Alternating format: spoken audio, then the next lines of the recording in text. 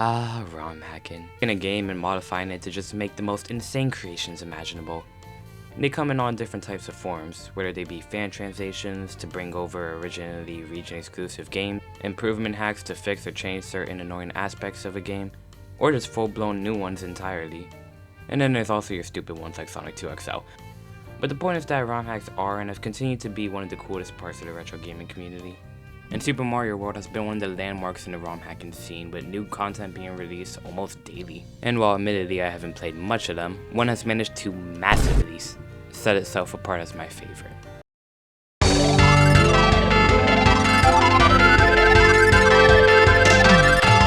Yeah.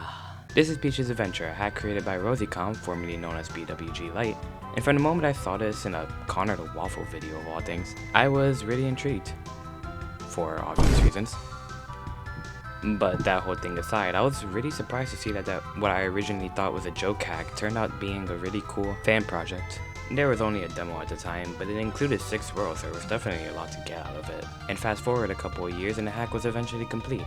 And with a sequel being in development, I decided it'd be a good time to go back and actually beat this hyperfixation from my past. So let's get started. After landing in the middle of nowhere and being noticed by a lone toad, Peach wakes up, not knowing exactly how she got there, but she sets off back to her castle, only to learn that it's been taken over by Bowser, and he's also kidnapped Mario. So Peach decides to go rescue him. A pretty simple plot, but I mean, what were you expecting? Our chunky princess will have to travel through Sunshine Plains, Thwomp Ruins, not to be mistaken with the Mario Kart 8 track, Frigid Peak, Tasty Trail, because for some reason every great 2D platformer has a food world, Giant Jungle, Koopa Industries, the taken over Mushroom Kingdom, and finally Lunar Lair. All the characters and graphics are based on the SMB1 style, although they're obviously much more detailed than what you could achieve on the NES. Peach's sprites and animations are all really fluid and expressive for a Mario World hack, and it's pretty impressive how they were able to overhaul the graphics to this extent, even if it is going for a more retro aesthetic. The gameplay is basically the same as vanilla Mario World, but that's fine since the control's great to begin with. There's star coins in every level that you can collect throughout, however they don't really do much. However, Norma coins actually have a use since you can use them at Sly Pete's shop to buy items, including new ones like the Boomerang Flower and the Ice Flower. You can also meet Jimmy here. He's a good boy. What the dog doing? Speaking of which, you can encounter a variety of characters throughout different stages. They're usually just there to add flavor text, but some of them can be pretty endearing. And wait, is that Sonic? Yeah, some levels here have alternate exits which take you to new stages, and some of them are just straight up Sonic levels. They even have a goalpost and everything. I guess these two are just a part of the same universe, I guess. It would explain how they're always able to meet up at the Olympics. Well, not anymore, but still. Either way, they have some pretty good remixes. Honestly, the soundtrack in general is pretty good stuff. Granted, none of it's original, but the songs chosen do fit the area that they play in pretty well. My favorite probably being the one that plays in Koopa Industries. I just love the ambience.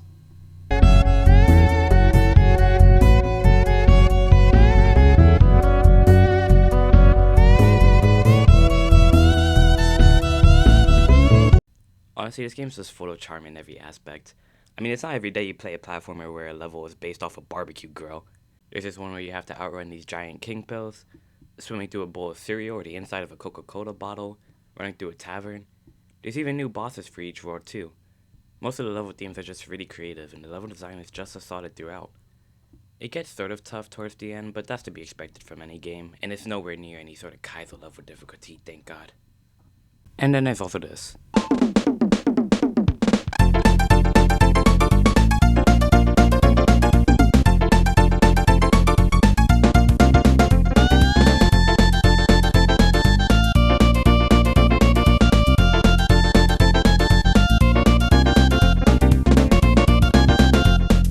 Beautiful. Anyways, let's wrap things up. After arriving at Peach's castle, it turns out Bowser's already set off towards the moon. And thankfully he was dumb enough to leave a rocket in his garage. And after getting the codes from this guy who calls Peach Tubby. Tubby? Tubby? Nobody calls me Tubby! We're able to take off to the moon and, oh hey Rosalina. She tells us that Bowser's airship can only be opened with the use of a power star, and after finding one, we're finally able to infiltrate Bowser's airship, and well, I can see Bowser's been reading How to Be a Dumbass 101 written by Wart, because he decided to also build a machine that has conveniently the one thing that can damage him in the same room. Anyways, we're finally able to unlock Mario's cell, and aw, look at them. They're so cute. Unfortunately,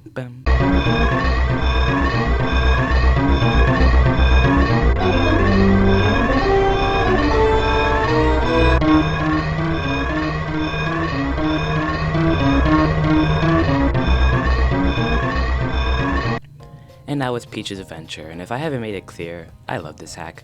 It's such a feel-good game packed to the brim with tons of charm. And for being a Mario World hack, it's crazy how much they were able to overhaul to the extent of it feeling like a new game entirely. From the unique level gimmicks and themes, and the custom graphics, and the sheer amount of content.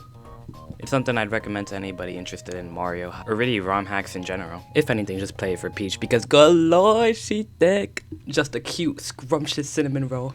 Absolutely massive. Do you want to know what else is massive?